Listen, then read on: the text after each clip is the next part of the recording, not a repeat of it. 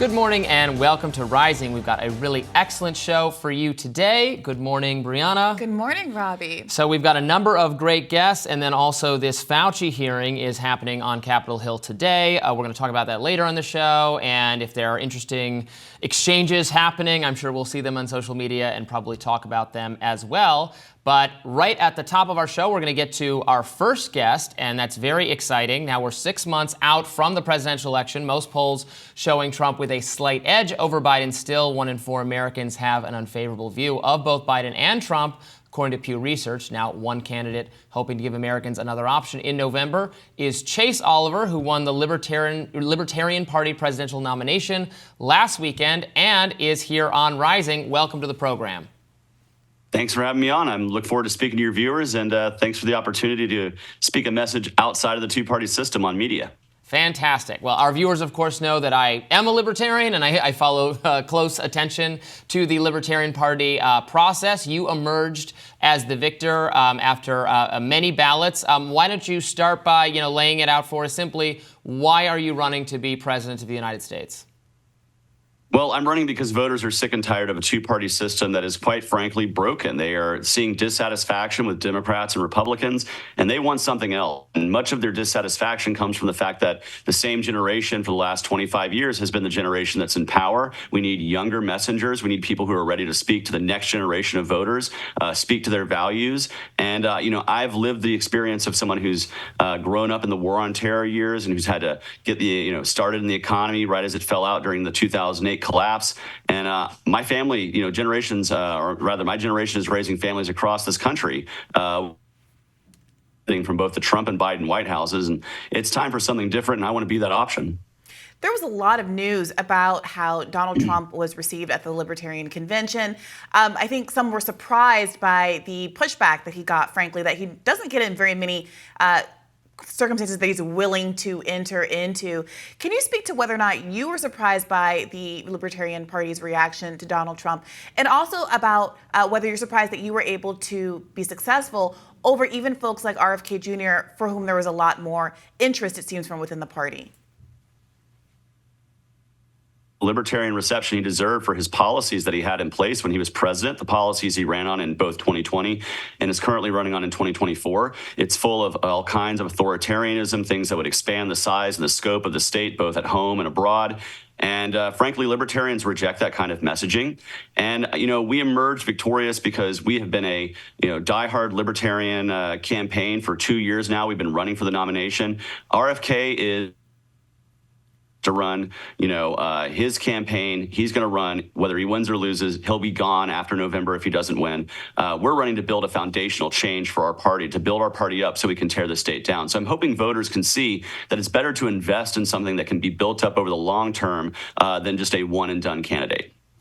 One of the reasons that I think RFK Jr. has found some reception among libertarians, I appreciate some of the opposition he's had to COVID-related mandates, even though I disagree with him on many other issues and even some aspects of COVID. But he was, very strong against mandates. There's been a perception, even among some in the Libertarian Party, that previous iterations of the party did not denounce forcefully enough the kind of tyranny that accompanied the COVID regime.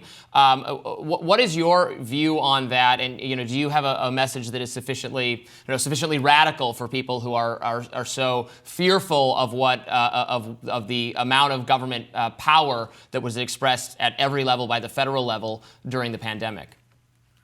I think, I don't want to rewrite, go back and relive history, but yeah, I can say that probably in 2020, the National Party was more focused on the personal responsibility aspect, weren't quick enough on the take on how quickly this was turning into a very totalitarian thing. I understand those criticisms, and I'm somebody who's always spoken against government mandates, government lockdowns.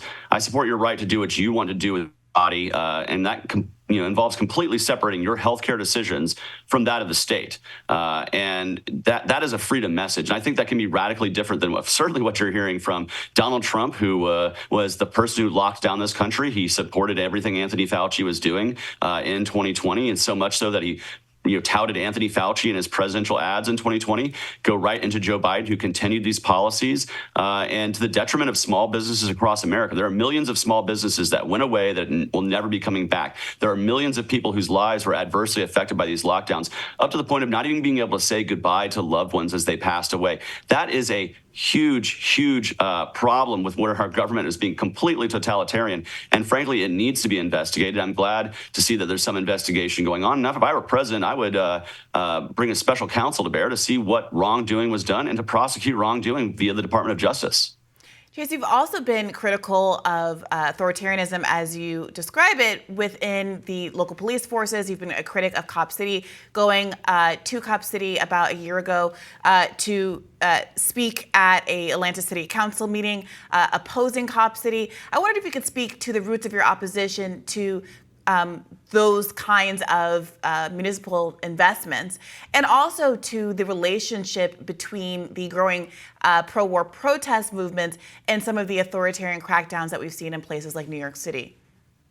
Yeah, so Cop City is a particularly special issue. I'm not saying I oppose all police training, but Cop City is to clear cut one of the largest green spaces in Atlanta. It's going to cost the taxpayers tens of millions of dollars that we really could use to, in a much more wise way to retrofit the current facilities that already exist. It's going to put a shooting range within an earshot of children going to school. It's creating an entire mock city block to learn us how to lock us down door by door.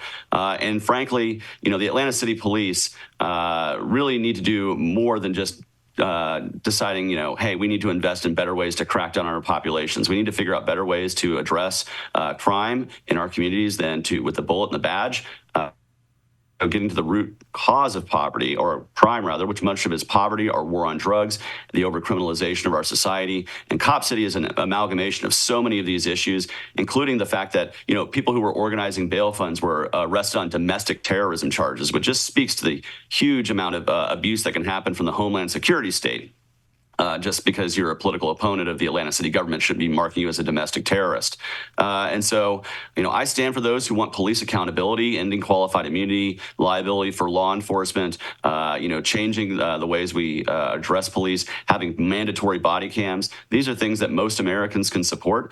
And, Cop City is just indicative of the police listening to the will of the people. We had 13 and a half hours of public comment. Nearly everyone opposed this facility, yet the government still supported it anyways. We got 105,000 referendum signatures to take it off the ballot, and the city is still playing games. And I tell you, that is a bad, because it's going to lead to many of these city council people and hopefully the mayor getting voted out in 25.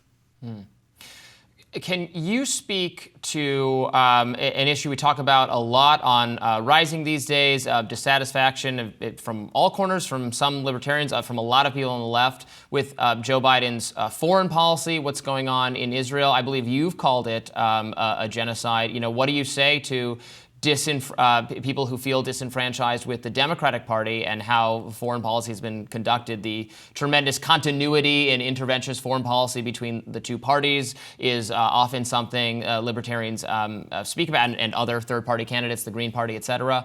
Can you speak to your foreign policy vision?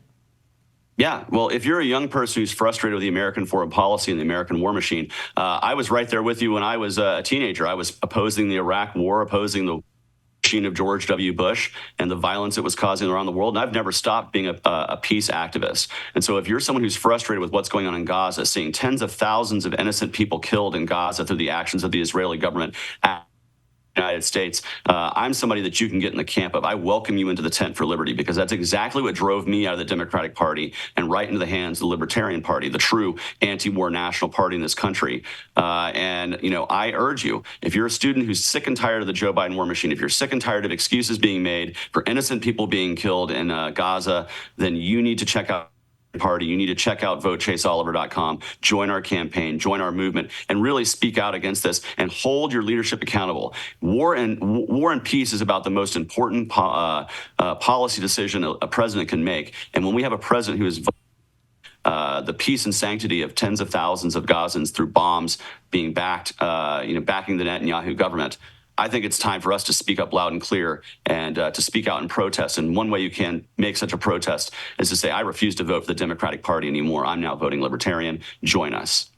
Chase, I think a lot of what you're saying is going to sound really compelling to a lot of people who identify more as leftists and who are Green Party voters. And I do want to say I appreciate your willingness to debate people on the left from the PSL Party and from the Green Party and the like. But I'm curious about your political evolution. When you decided to, stop being an Obama supporter and do kind of the pivot that so many of us did when they felt that he betrayed the promises that he made on the campaign trail. I'm curious about your choice to go to the Libertarian Party as opposed to the Green Party or some other kind of left-oriented party. What, in your view, are the primary motivations for you to be a libertarian as opposed to a Green? What do you object to about the Green Party's platform, or what appeals to you about being a libertarian? Well, really, it's a matter of a philosophical evolution. I'm a peace voter, an anti-war voter, because I ultimately believe in non-aggression, which is the central principle of the party, which is to not aggress against other people. And that includes taking what is theirs and using it through central planning to disperse amongst other people, namely the welfare state, namely any kind of central planning from government. So government is ultimately violence. It's backed by the bullet. It's backed by the badge. And so as possible. This is where I differ from leftists who want to seek to grow the government, seek to say, hey, we just don't have the right government programs in place. We don't have the right people in government. My philosophy is that government is ultimately violence, and we need to reduce it as much as possible to have more peace in our lives. If you're living your life in peace without force, fraud, coercion, theft, or violence, your life's your life, your business is your business, and your property is your property. It's only when you're violating the liberty of other people that the force of government should ever, if at all, step in the way. And so that is just a philosophical difference I have with many of those who are on the hard left. Even when I was a Democrat, I was economically, what I would consider a moderate Democrat left on the economic spectrum. And that's because I've always believed in free markets, the power of voluntary exchange, and all of these fall right in line with the Libertarian Party, And if you look at the philosophy, it's quite sound for anybody who wants to seek peace in my life, but also for the lives of my neighbors and in my community who are willing to live in peace with. And just to be clear, you referenced earlier that you think that much of crime is rooted in poverty, as you were making your critique that I very much agree with respect to Cop City. But if you have identified poverty as the root, am I to understand that to resolve the poverty, you don't believe in any anti-poverty programs that require any government spending, public housing, anything along those lines? I don't think the state is the best way to facilitate help for people in need, frankly. And much of the problem we have is we don't really have a truly free market. We have a controlled market, and they use the power that they have over our lawmakers to basically give themselves sweetheart deals, carve-outs, deductions, all these things that the average entrepreneur who's just starting out can't. And this hampers the growth of the marketplace. It hampers the ability, of new entrepreneurs to start their businesses, to actually grow and survive and thrive in the marketplace. Rich and powerful. And so instead of trying to say, hey, let's find better programs and better ways to move our money through central planning and bureaucracies where they'll tax you $1 and give you a dime, I say just reduce the size of the state, the overall, and trust that through the power of voluntary exchange and mutual and direct can find the best way to help those in need in their communities. Just reduce the size of the state overall, give us our wealth back, and let us be able to help our neighbor out. I think it's going to be better facilitated through charity and nonprofit than it is through the bureaucracy of the state. And we see this all the time in the marketplace, how much more efficient the market can be. And that includes in helping people in need. Chase Oliver, we so appreciate you joining us today. Thanks so much. Thank you.